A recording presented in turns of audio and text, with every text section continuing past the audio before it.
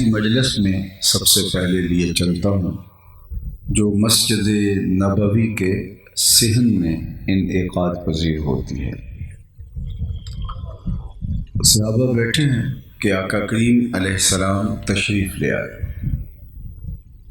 اور صحابہ ایک عالی شان محفل برپا کیے ہوئے تھے، تو آتے ہی ارشاد کیا ما اجلسکم، صحابہ تمہیں کس چیز نے بٹھایا ہے، کیوں بیٹھے ہو، مقصد جلوس کیا ہے؟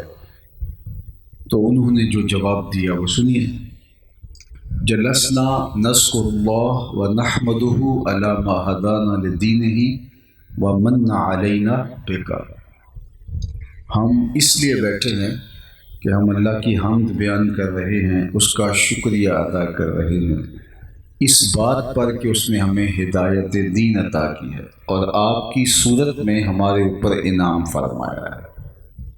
حضور ہمارے بیٹھنے کا مقصود یہ ہے کہ ہم حمد الہی، شکرانہ الہی بجا لا رہے ہیں، کس بات پر کہ ہدایت دین ملی اور آپ کی شکل میں، آپ کی صورت میں اللہ نے ہمارے اوپر احسان فرمایا۔ بات تو سادہ سی ہے، میں آپ سے پوچھوں کہ کیوں بیٹھے ہو تو آپ کہیں کہ ہم حضور کا ذکر سننے کے لیے آئے ہیں، تو بات تو یہاں ختم ہو جاتی۔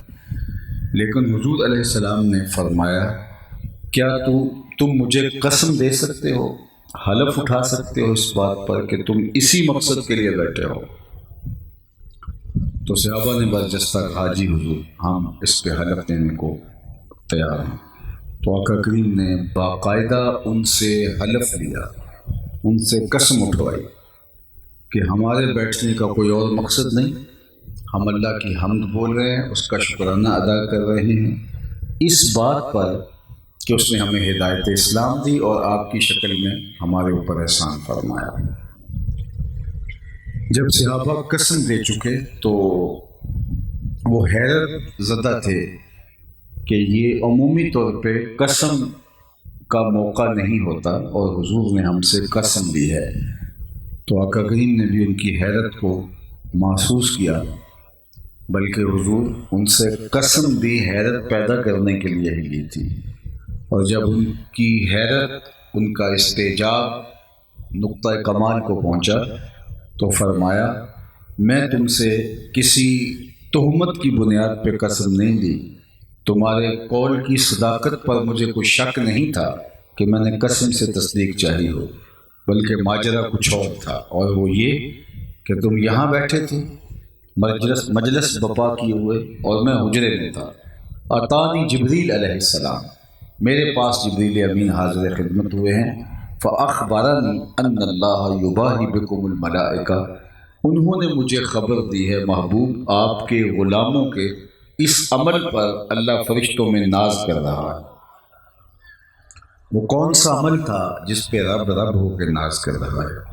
وہ حضور علیہ السلام کی صورت میں انعام خداوندی پر شکرانے کا عمل تھا۔ اللہ کی رحمتوں سے کوئی بعید نہیں کہ آج کی یہ مجلس قبول فرما لی جائے اور اللہ فرشتوں سے کہے کہ دیکھو صدیاں بیت گئیں، یہ آج بھی بیٹھ کے اس نعمت کا شکرانہ ادا کر رہے ہیں۔ باقی اس نعمت کے شکرانہ ادا کرنے کا جو حق ہے وہ ہمارے سارے بال زبانیں بن جائیں تو پھر بھی ادا نہ ہو پائے، اس لیے کہ اگر وہ تشریف نہ لاتے تو انسانیت کا بھٹکا ہوا قافلہ آج کہاں ہوتا۔ قرآن نے کہا اذا بشر احدهم بالانثى، جب کسی کو یہ خبر دے دی جاتی کہ اس کے ہاں بیٹی پیدا ہوئی ہے تو اس کا چہرہ اتر جاتا، رنگ بدل جاتا، منہ سیاہ ہو جاتا، آبرو بچانے کا ایک ہی راستہ وہ محسوس کرتا کہ بیٹی کو زندہ درگور کر دے، زندہ زمین میں دفن کر دے۔ اگر ایسا کرنے پہ وہ آمادہ ہو جاتا ہے تو وہ اس معاشرے میں عزت بچانے میں کامیاب ہو جاتا ہے۔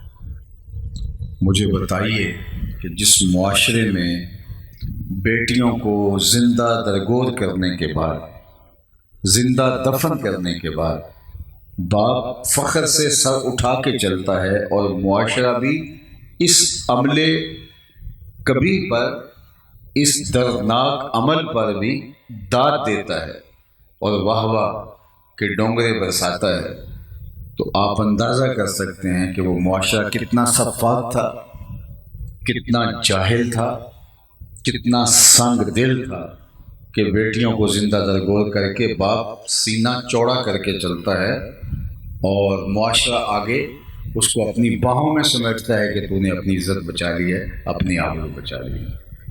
تو جس معاشرے میں بیٹی کو زندہ درگور کر کے باپ فخر کر رہا تھا، میرے اور آپ کے آقا و مولا نے اسی معاشرے میں، اس ظالمانہ سماج میں اعلان حق بلند کرتے ہوئے فرمایا، لوگوں سن لو، میری فاطمہ میرے جگر کا ٹکڑا ہے۔ تو یہ صرف کلمہ محبت ہی نہیں، عمومی طور پہ اس تناظر کے اندر اس کو بیان کیا جاتا ہے، یہ کلمہ جہاد ہے اس ظالمانہ سماج کے خلاف کہ میری بیٹی میرے جگر کا ٹکڑا ہے، اور پھر بیٹی عزت کا نشان قرار پاتی ہے۔ آج بھی بیٹیوں کے لیے باپ کے دل میں جو محبت رکھی گئی ہے وہ کس نے دی ہے؟ جواب آئے گا میلاد والے رسول نے، ورنہ اگر یہ راستہ نہ روکا جاتا تو آج زندہ دفن ہونے والی بچیاں کس عالم میں ہوتی اور آج یہ بگاڑ کہاں تک پہنچ چکا ہوتا۔ لیکن آج کیا ہے، بوڑھا باپ مزدوریاں کر کر کے بڑھاپے کے باوجود محنت کرتا ہے کہ میں نے اپنی بیٹی کے ہاتھ پیلے کرنے، جوان بھائی فیکٹری میں اوور ٹائم لگا رہا ہے کہ میں نے اپنی بہن کی شادی کرنی ہے۔ یہ بھائی تو کاٹ دیتا تھا کل میرا کوئی بہنوئی نہ کہلائے، یہ باپ تو زندہ دفن کر دیتا تھا کہ میں اس سے جان چھڑا لوں، آج وہی باپ سر پہ وزن اٹھا کے مزدوریاں کر رہا ہے کہ میں نے بیٹی کی شادی کرنی ہے، بال سفید ہو گئے ہیں، بڑھاپا ہے، لیکن اس کے باوجود بھی مزدوریاں کر رہا ہے کہ میں نے بیٹی کی شادی کرنی ہے۔ یہ تو بیٹی کو زندہ درگور کرتا تھا، اس کے دل میں بیٹی کا پیار ڈالا کس نے؟ جواب آئے گا میلاد والے نبی نے۔ تو ایک دن کے میلاد سے حق ادا نہیں ہوگا، ساری زندگی ان کے نام لگا دیں، ایک ایک سانس ان کے نام لگا دیں، حق تو پھر بھی ادا نہیں ہوتا۔ لیکن تقاضا ہے پیارے نبی علیہ السلام کی محبت کا کہ ہم اپنی ساری زندگی ان کے بتائے ہوئے طریقے کے مطابق گزاریں۔ یتیم کو دھکے دیے جاتے تھے، قرآن نے کہا ہے نا، فَذَلِكَ الَّذِي يَدُعُّ الْيَتِيمَ، یہ وہ بدبخت شخص ہے جو یتیم کو دھکے دیتا ہے۔ تو وہ عملاً دھکے دیتے تھے یتیم کو۔ تو جس معاشرے میں یتیم کو منحوس خیال کر کے دھکے دیے جاتے تھے، اس معاشرے میں میرے اور آپ کے آقا و مولا نے فرمایا، میں اور یتیم کی کفالت کرنے والا قیامت کے دن اس طرح نیڑے ہوں گے جس طرح یہ دو انگلیاں قریب ہیں۔ اس کائنات میں سب سے اچھا گھر اگر میں آپ سے پوچھوں کون سا ہے، تو کوئی کہے گا کہ جو اعلی نسب سوسائٹی میں واقع ہے، وہاں حفاظتی حصار ہوتے ہیں، وہ گھر اچھا ہے۔ کوئی کہے گا نہیں جناب، دیہاتوں کے گھر اچھے ہیں، تازہ ہوا تو دستیاب ہے۔ کسی نے کہا کہ کھلے باغ کے اندر گھر ہو تو وہ اپنا ہی ایک حسن رکھتا ہے۔ کسی نے کہا پہاڑ کی چوٹی پہ گھر بہت اچھا گھر ہے، کسی نے کہا سمندر کے کنارے گھر ہو تو وہ بہت اچھا ہے۔ لیکن میرے اور آپ کے آقا و مولا فرماتے ہیں، سب سے اچھا اور افضل گھر وہ ہے جس میں یتیم رہتا ہو اور اس کی عزت بھی ہوتی ہو، چاہے وہ 2 مرلے کا چھونپڑا کیوں نہ ہو، وہ ٹوٹا اور شکستہ مکان کیوں نہ ہو، اس میں یتیم رہتا ہو اور اس یتیم کی تکریم کی جاتی ہو، اس کی عزت کی جاتی ہو، تو وہ گھر اشرف ہے، دھرتی کا افضل گھر ہے۔ جس طرح ہم زمین سے آسمان کی طرف دیکھتے ہیں تو ستارے نظر آتے ہیں، آسمان والے فرشتے جب زمین کو دیکھتے ہیں تو ایسے گھر ستاروں کی طرح زمین پہ چمکتے انہیں دکھائی دیتے۔ تو خوش نصیب ہیں وہ لوگ جو یتیماں کی کفالت کرتے ہیں۔ تو یتیم کی عزت کا سبق زمانے کو کس نے پڑھایا؟ جواب ملے گا میلاد والے رسول نے۔ غلام آقا کے ساتھ برابر بیٹھنے کی ہمت نہیں کر پاتا تھا، اور آقا کا جوتا بغیر اذن کے چھونے کا اذن بھی نہیں تھا۔ بعض اوقات دھوپ میں پڑا ہوا جوتا خراب ہو رہا ہے اور غلام نے اٹھا کے چھاؤں میں رکھ دیا، آقا کے طبیعت میں آیا تو اس نے اس کو کوڑے مارنے شروع کر دیے۔ میاں کیوں مارا جا رہا ہے اسے؟ کہا کہ اس نے میرے جوتے کو میرے پوچھے بغیر ہاتھ کیوں لگایا ہے، اس کی یہ اوقات کب تھی، اس کی خوئے غلامی بدل گئی ہے، اوقات بھول گیا ہے، اوقات یاد دلا رہا ہوں۔ وہ اس کو کوڑے مارے جا رہے ہیں کہ تو نے میرے جوتے کو میرے پوچھے بغیر چھوا کیوں ہے۔ جب غلام اس ذلت، اس رسوائی، اس گراوٹ میں زندگی گزار رہا تھا، میرے حضور علیہ السلام معراج سے واپس آتے ہیں اور پوچھتے ہیں بلال تو کون سا نیک عمل کرتا ہے، میں نے جنت میں تیرے قدموں کی آہٹ سنی ہے۔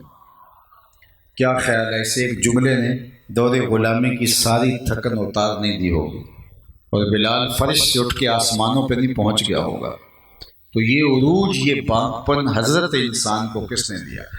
آپ نے علماء سے سنا ہے کہ جب حضور کی ولادت ہوئی تو ابو لہب کی لونڈی نے، کنیز نے جا کے اسے بتایا کہ تیرے مرحوم بھائی کے ہاں بیٹا پیدا ہوا ہے، تو اس نے انگلی کے اشارے سے صہیبہ سے کو کہا کہ جا تو آزاد ہے۔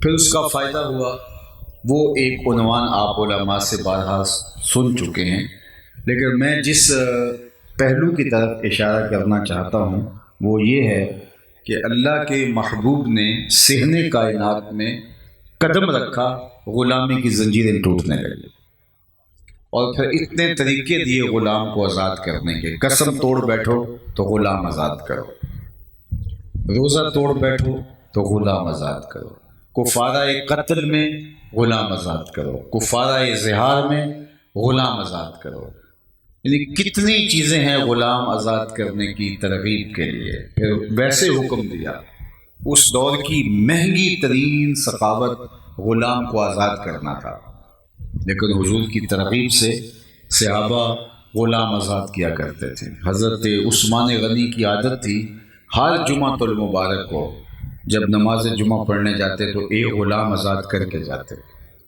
حضرت عبد الرحمن بن عوف رضی اللہ تعالی عنہ صحابہ میں سب سے زیادہ امیر ہیں، انہوں نے اپنی زندگی میں 30,000 غلام آزاد کیے، 30,000 غلام آزاد۔ اور آج غلامی عملاً موجود نہیں ہے، اگرچہ جہالت کی وجہ سے، دین سے دوری کی وجہ سے ہمارے شہروں میں مزدور اور سرمایہ دار کی تفریق موجود ہے، دیہاتوں میں چودھری اور کمی کی جو تقسیم ہے وہ موجود ہے، غریب اور امیر کا فرق موجود ہے، یہ جہالت ہے۔ اللہ نے انسانوں کو آزاد پیدا کیا ہے، کوئی کسی سے کم نہیں ہے۔ ان اکرمکم عند اللہ اتقاکم، بڑا وہ ہے جس کے عمل اچھے ہیں، جو اللہ سے زیادہ ڈرنے والا ہے۔ لیکن آج بھی آپ دیکھیں کہ یہ خود ساختہ جو ہم نے معیارات مقرر کر دیے ہیں، تو اس میں انسان کو حقیر سمجھتا ہے، اور جس کو حقیر سمجھا جا رہا ہوتا ہے اس کی فیلنگ کیا ہوتی ہے، وہ کس قدر حد تک اپنی محسوس کرتا ہے کہ مجھے جو ہے وہ کمین سمجھا جا رہا ہے، مجھے غریب سمجھا جا رہا ہے، مجھے مزدور سمجھ کے مجھے حقارت کی نظر سے دیکھا جا رہا ہے، میرے پرانے پھٹے کپڑوں کو دیکھ کر کے مجھے دوسری نظر سے دیکھا جا رہا ہے، تو کس قدر حد تک بندہ محسوس کرتا ہے۔ لیکن یہ کچھ بھی نہیں اس کے مقابلے میں جو حد تک غلام کی ہوتی تھی معاشرے کے اندر۔ غلام اپنے برابر ان کو بٹھانا، اپنے جو برتن تھے ان میں کھانا کھلانا پسند نہیں کرتے تھے۔ غلام کی حیثیت اور اوقات ہی کوئی نہیں تھی۔ اقبال نے کہا تھا غلامی کیا ہے، ذوق حسن و زیبائی سے محرومی، جسے زیبا کہیں آزاد بندے ہیں وہی زیبا۔ بھروسہ کر نہیں سکتے غلاموں کی بصیرت پر کہ دنیا میں فقط مردان حر کی آنکھ ہے بینا۔ آپ تو دیہات کے لوگ ہو، یہاں منڈی مویشیاں میں آپ کا جانا آنا ہوتا ہوگا جانور خریدنے کے لیے، تو جب آپ جانور خریدتے ہیں تو اس کی کمر ٹٹول کے دیکھتے ہیں کہ اندازہ کریں کہ یہ کتنا وزنی ہے، اس کا منہ کھول کے دانت کھول کے دیکھتے ہیں کہ دیکھیں کہ اس کی عمر کیا ہے۔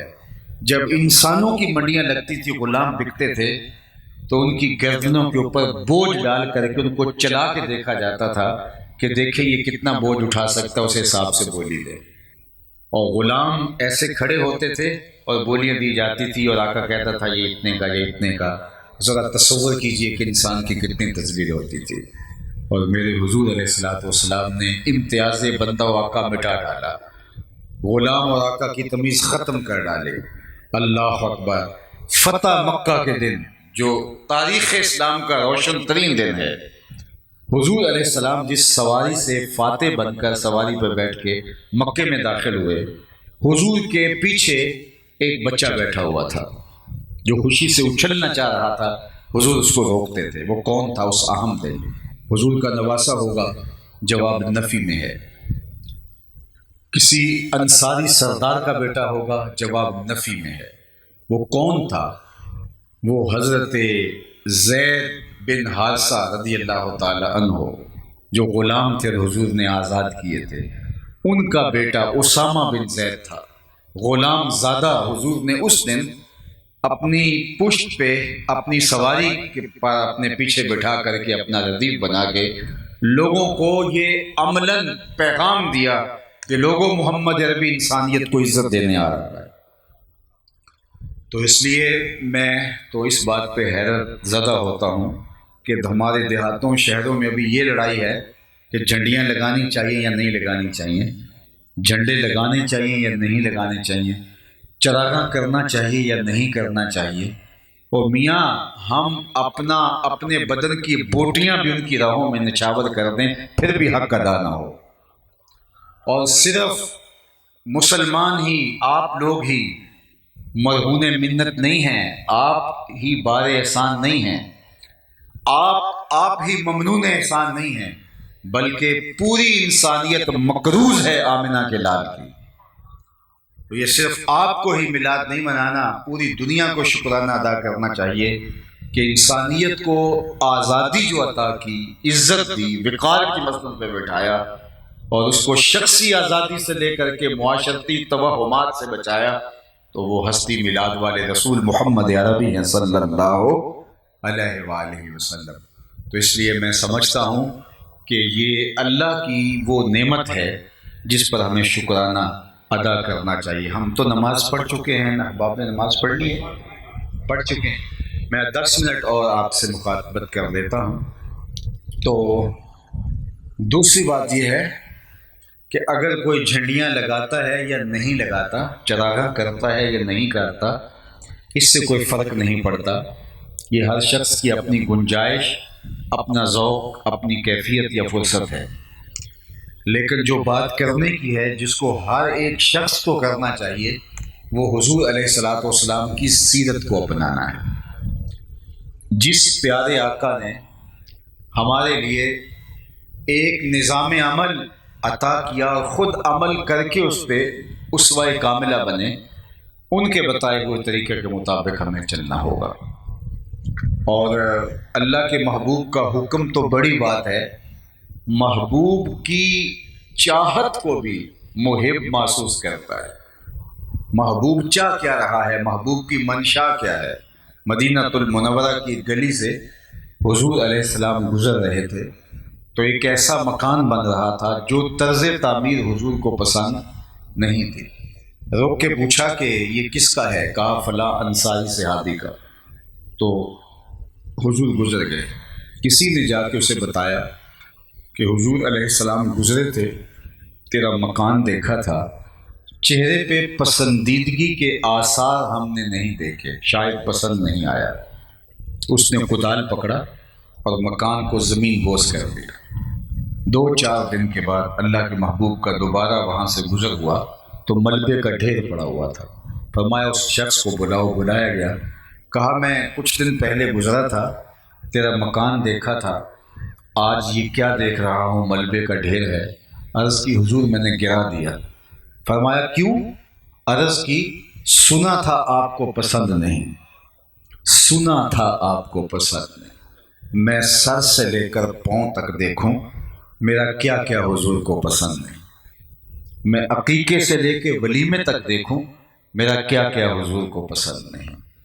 میں نجی زندگی سے لے کے اپنی معاشرتی زندگی تک دیکھوں میرا کیا کیا حضور کو پسند ہے، میں خاندانی نظم سے لے کے امور سیاست تک دیکھوں میرا کیا کیا حضور کو پسند ہے۔ محمد دی زیارت محمد دے رنگ وچ اے ٹھگ بازیاں جانے پیارا محمد۔ ہم دیکھو میرے یہاں اتنا بڑا بیج لگا ہے کہ عاشق رسول، لیکن اگر اس بیج پہ لکھا ہے عاشق رسول اور میرا رویہ اس کی مخالفت کرتا ہے تو لکھنے سے کیا ہوگا؟ پیکنگ جیسی بھی ہو، اصلہ تو دیکھنا تو یہ ہوتا ہے اس کے اندر کیا ہے۔ ہم نے پیکنگ پہ زور دیا ہے، ہم نے اس کے اندر کیا ہے اس پہ زور نہیں دیا۔ میں اگر عاشق رسول ہوں اور میں دودھ دہی فروخت کرتا ہوں، لوگوں کو آنکھیں بند کر کے میری دکان سے خریدنا چاہیے کہ یہاں ملاوٹ نہیں ہو سکتی، اس لیے کہ یہ عاشق رسول ہے۔ میرے سے رشتہ داری کرتے ہوئے لوگوں کو پریشانی نہیں ہونی چاہیے کہ یہ عاشق رسول ہے، لہٰذا اس گھر میں ہماری بیٹی عزت سے رہے گی۔ لیکن اگر میرے ٹائٹل پہ عاشق رسول لکھا ہے لیکن میرے رویے اس کے برعکس ہیں تو پھر وہاں چہرہ اور چہرے کا دل نہیں دیکھا جاتا، وہاں بندے کا دل دیکھا جاتا ہے۔ اس لیے ہم اپنی زندگی کو ان کے بتائے ہوئے طریقے کے مطابق ڈھالنا ہے۔ میرے استاد فرمایا کرتے تھے یہ نہ ہو کہ لوگ تمہیں پوچھیں تم کون ہوتے ہو، تمہیں بتانا پڑے ہم مسلمان ہوتے ہیں۔ آپ فرماتے تھے تم دور سے آ رہے ہو، لوگ پہچان کے کہیں وہ دیکھو حضور کا غلام آ رہا۔ نور آنکھوں میں تو چہروں پہ اجالے ہوں گے، مصطفیٰ والوں کے انداز نرالے ہوں، دنیا میں بھی ان کے دم سے مقدر چمکا، محشر میں بھی ان کی رحمت کے حوالے ہوں گے۔ تو آئیے میں اور آپ عزم کر کے اٹھے، جب آقا کریم سے محبت کرتے ہیں تو پھر اس کے تقاضوں کو نبھائیں، محبوب کی منشا دیکھیں، محبوب کے چہرے کے تیور پڑھیں کہ محبوب کیا فرما رہے ہیں۔ ایک شخص آئے غالباً بحرین سے اور حضور کو انہوں نے سلام کیا، آقا نے رخ پھیر لیا، وہ سمجھے شاید اتفاقاً ایسا ہوا ہے، تو جدھر رخ پھیرا تھا انہوں نے جا کے ادھر سے سلام کیا، آقا کریم نے پھر رخ پھیر لیا۔ تو وہ صحابہ سے پوچھنے لگے کہ میں تو دور سے آیا ہوں اور مدت کے بعد آیا ہوں، حضور علیہ السلام میرے سے اعراض فرما رہے ہیں، مجھے سمجھ نہیں آ رہی، آپ بتا سکتے ہو کیا وجہ ہو سکتی ہے؟ تو انہوں نے کہا کہ ہاں یہ جو تو نے سونے کی انگوٹھی پہن رکھی ہے یہ سبب ہو سکتا ہے، چونکہ حضور اس کو آتش دوزخ کا انگارہ قرار دے چکے ہیں۔ تو انہوں نے کہا مجھے تو پتہ نہیں تھا، انگوٹھی اتاری اور حضور کے سامنے پیش کرتے ہوئے کہا حضور اس وجہ سے ناراض ہیں، یہ رہی۔ آقا کریم نے وہ پکڑی اور یوں پھینک دی۔ ناراضگی کی وجہ یہی تھی، گفتگو ہوتی رہی، مجلس چلتی رہی، مجلس اختتام کو پہنچی تو باقی لوگ اٹھ کے جانے لگے تو وہ بھی جانے لگے، تو کسی نے اشارہ دیا وہ انگوٹھی تو اٹھا لو، تم تو نہیں پہن سکتے، تمہاری بیوی تو پہن سکتی ہے، قیمتی دھات ہے اٹھا کے لے جاؤ۔ تو صحابی نے جو جواب دیا سنیے، انہوں نے کہا واللہ لا آخذہ وقد طرحہ رسول اللہ صلی اللہ علیہ وآلہ وسلم، اللہ کی قسم یہ پڑی رہے میں کبھی نہیں اٹھاؤں گا جس کو میرے حضور نے پھینک دیا ہے۔ میں اور آپ اپنے اندر اتر کے دیکھیں، کوئی ایسی عادت تو نہیں اٹھائے پھر رہے جس کو حضور نے پھینک دیا، کوئی ایسا رویہ تو نہیں اٹھائے پھر رہے جس کو حضور نے پھینک دیا، کوئی طرز معاشرت تو نہیں اٹھائے پھر رہے، کوئی ایسی دوستی تو نہیں اٹھائے پھر رہے جس کو حضور نے پھینک دیا۔ تو اس عالی شان محفل میں آنے والوں، میں آپ سے یہی کہوں گا کہ میں اپنے اندر اتروں، غور کروں، میں اپنی کوتاہیوں کو بہت اچھی طرح جانتا ہوں، آپ کی نظروں کے سامنے تو نہا دھو کے آ کے امامہ باندھ کے بیٹھ گیا ہوں، لیکن میرے اندر کوتاہیاں کیا ہیں یہ مجھے پتہ ہے۔ آپ میرے سامنے بیٹھے ہیں، مجھے آپ کے بارے اچھا گمان کرنا چاہیے، لیکن آپ میں کیا کیا کوتاہیاں ہیں آپ بہت اچھی طرح جانتے ہیں۔ تو اس محفل میلاد میں میں اور آپ عزم کر کے جائیں، جو بیت گئی سو بیت گئی، 4 دن کی زندگی ہے، قبر میں اترنا ہے، جو باقی زندگی ہے وہ اللہ کے رسول کے میلاد میں وعدہ کرتے ہیں حضور کے بتائے ہوئے طریقے کے مطابق گزاریں گے۔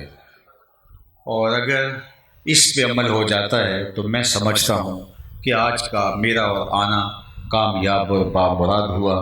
اللہ تعالی ہمارے محترم حاجی صاحب کو، ماسٹر صاحب کو جزائے خیر عطا کرے، کہ انہوں نے یہ جو قطع عرضی جہاں آپ بیٹھے ہیں وقف کیا ہے ادارۃ المصطفیٰ کے اسلامک سینٹر کے لیے، اور انشاءاللہ ضروری تعمیرات کے بعد یہاں کا تعلیمی نظم اس علاقے کی ضرورت کی تکمیل کا ضامن ہوگا انشاءاللہ العزیز۔ میں ان کے لیے، ان کے تمام رفقائے کار کے لیے، یہاں جو سلسلہ تعلیم و تعلم جاری ہے، اساتذہ اور طلباء کے لیے، اس بستی اور علاقے کے رہنے والوں کے لیے دعا کرتا ہوں کہ اللہ ان سب کو جزائے جزیل عطا فرما، اور اس مرکز کو پورے علاقے کے لیے رشد و ہدایت کا ذریعہ بنا۔